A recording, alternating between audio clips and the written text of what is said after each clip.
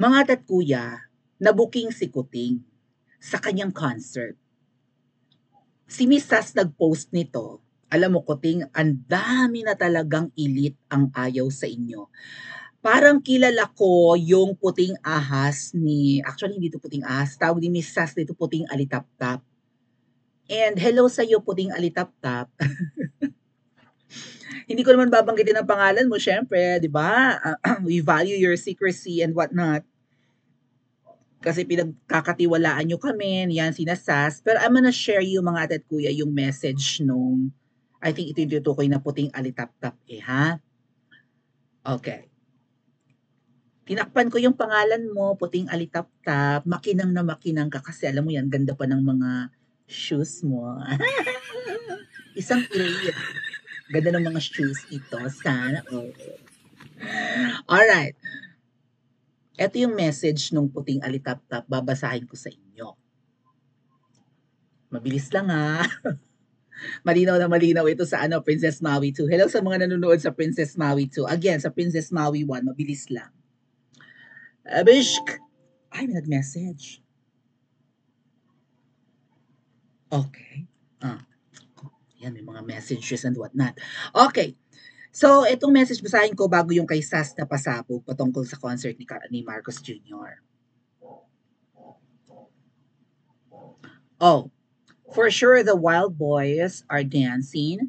Meron pang The Union of the Snakes. Ano yung kanta ba yan? Ng Duran-Duran, yung Union of the Snakes. Apaka-notorious. Wala na tayo magagawa but to save a prayer for our ordinary world. Okay, ito yung message na tinakpan ko. Tinakpan ko yung pangalan nung puting alitap-tap. Ano ba kulay ng alitap-tap? Gray, tapos kumikinang yung puwitan.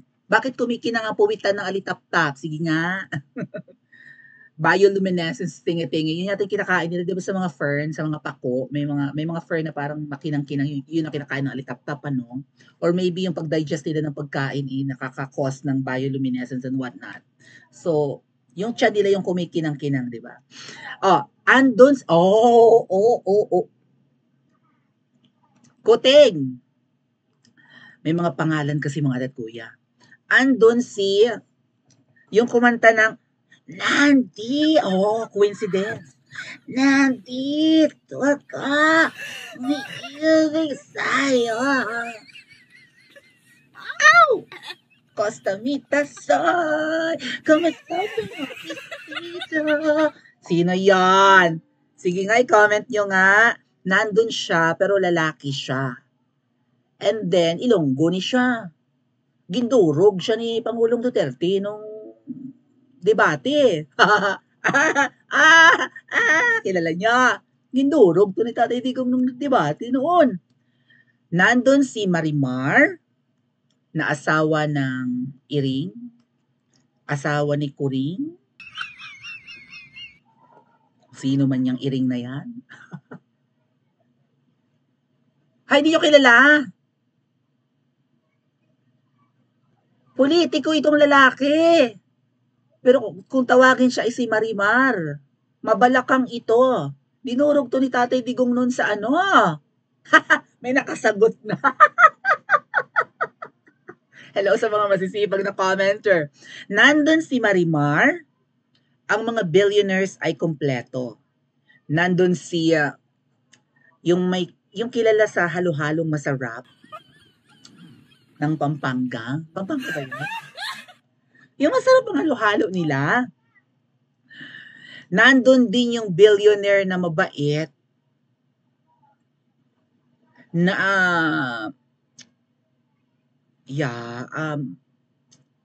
yung kanyang negosyo yata ay yung beer. Mabait siya. Negosyo niya yung mga beer.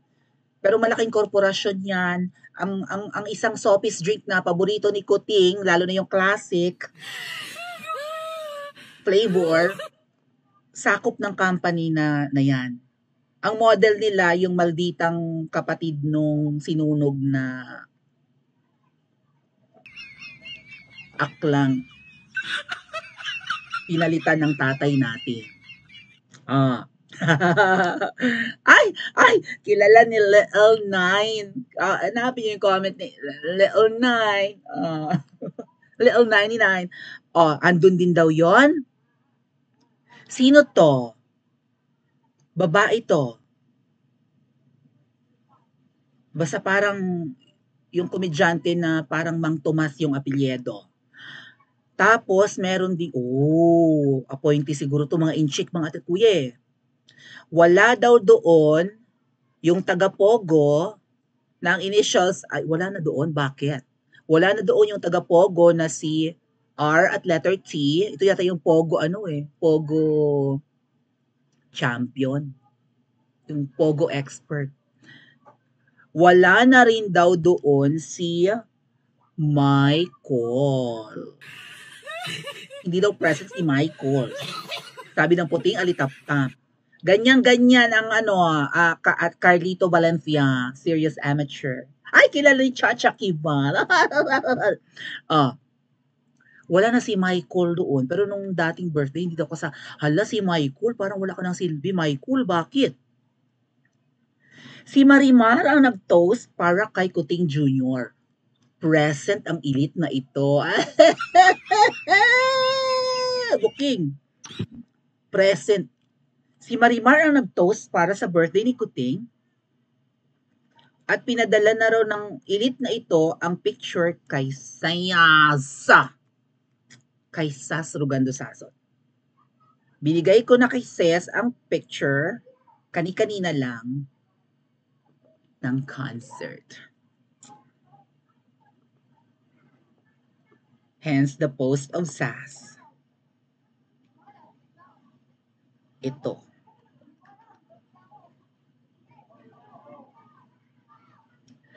Galing sa puting alitayap-tayap. Ano pang sabi ng puting alitap-tap? For some reasons, hindi makasend ng kahit ano ang mga nasa Marriott.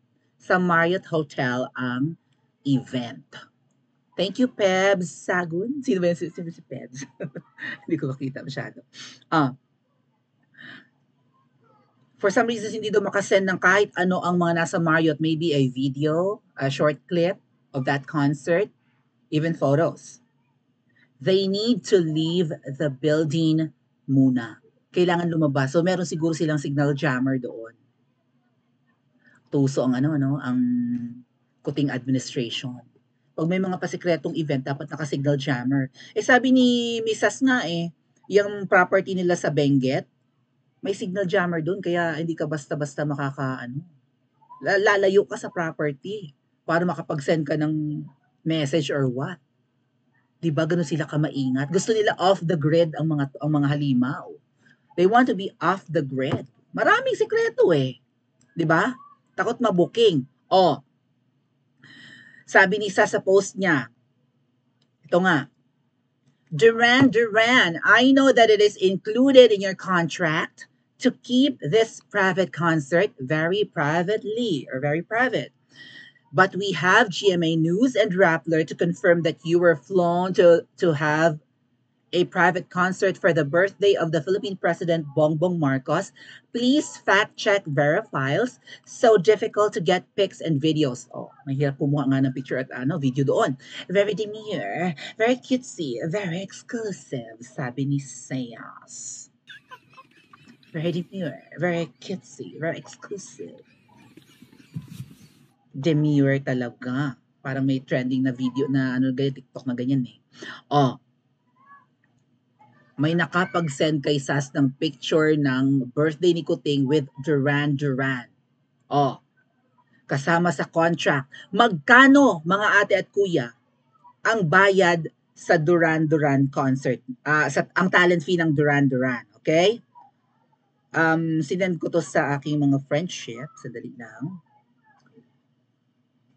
Alright. Daming nagalit.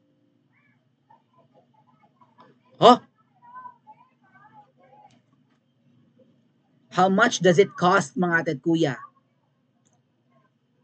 Ay, Pokemon.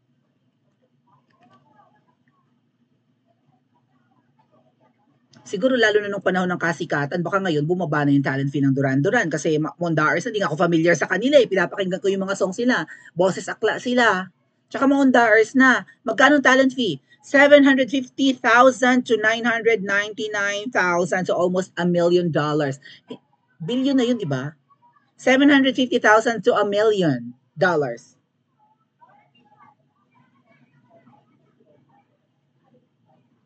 Oh, kung $1 million, multiply natin sa, hindi naman pala billion din.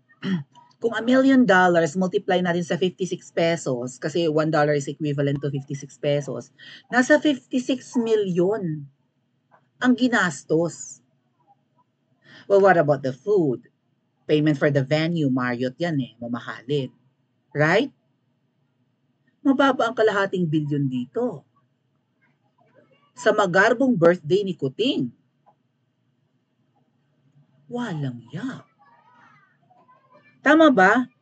Kasi 999,998. $2 na lang, $1 million na.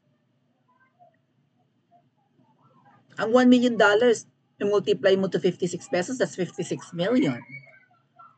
What?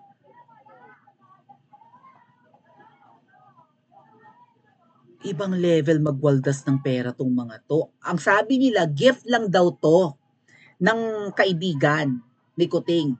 Hindi nila matawag na fake news si Miss Sas eh, nag-post. Oh. At ang nakakatawa dito, nauna pa si Sas mag-post kesa sa media ng Pilipinas. Nauunahan pa kayo ng mga vloggers. Bulok na mga corrupt media. O, posted by Inquirer.net.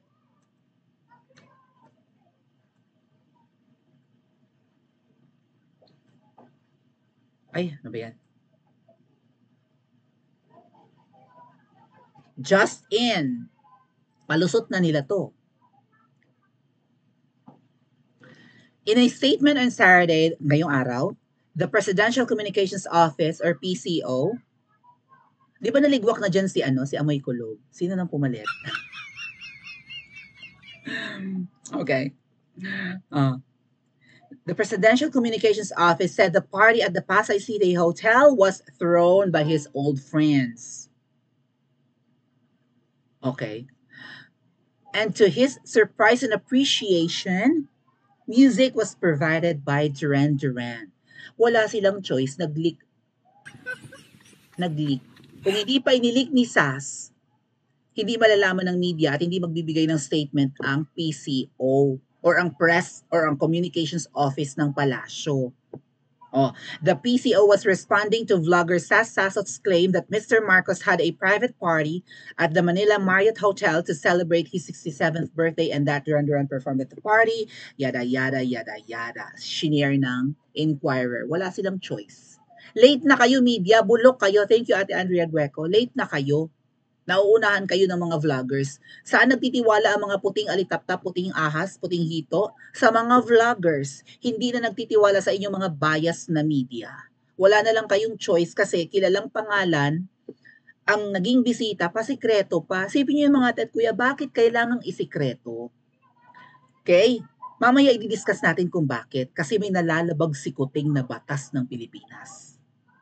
Hindi lang siya pwedeng ikulong kasi immune siya sa kaso eh. Pagbaba nga niyan, sana sampahan ng kulong yung animal na yan. Kung may bitay ka, dapat bitay na yung animal na yan. May nalabag si Kuting dito. Bakit ka tumatanggap ng ganyan mga pabulosang gifts? Si Trililing, pag-usapan natin mamaya, galit na galit. Nagpalitsyon lang si PRRD sa birthday, galit na si Trililing. Never natin narinig si PRRD na nagpa-concert. At saka ito nga sinasabi ko, yung mga local artists, gumagastos. Are we even sure na regalo lang to kay Kuting? Surprise birthday? 'Di ba? Malay nyo, gastos ng asawa niya yan. Ng adelantada. Yan ang totoong bratinela. Yan ang totoong spoiled brat. Yung asawa ni Kuting. Malay nyo, surprise gift niya sa asawa niya yan. Baka palusot lang nila eh. Bakit anong kinakahiya nyo? Kung nireregaluhan ka ng performer at saka international performer pa, be proud. Ang dami nagmamahal sa'yo, ang dami nakaka-appreciate sa'yo. Despite yung mga, di ba, yung mga paninira sa'yo at kung ano-ano ng kasiraan mo na ikay nagpupulveron, actually, itong mga pa-concert mo is a confirmation na ikaw talaga'y bangag. 'Di ba? Imbes na sabihin mo sa mga barkada mo, "Teka muna, 56 million pesos bayad sa foreigner, I appreciate it, pero sana itulong niyo na lang sa ating mga ano, may bagyo ngayon, may bagyong Kenneth. O mga kaibigan kong mayayaman, tulungan natin ang ating kapwa. Ang mga Pilipinong naghihirap ngayon. Yung mga milyones nyo gamitin natin for ayuda, for relief goods and what not. Yung mga ano, flood control projects, mga kaibigan, tulungan nyo ako kasi kulang ang budget ng Pilipinas. 'Di ba? Hindi naman pwedeng ikaltas natin ang ikaltas to sa buwis ng taong bayan. Kayo na may mga kaibigan kong elite, mayayaman kayo, tulungan nyo ako. Ay kaya lang dapat din kuting mag-ingat ka sa paghingi ng tulong kasi manghihingi yan ng kapalit. In fact, kung kaya kang bigyan ng surprise performer worth 56 million pesos na talent fee at kahit mabawasan pa yan, for sure, milyones.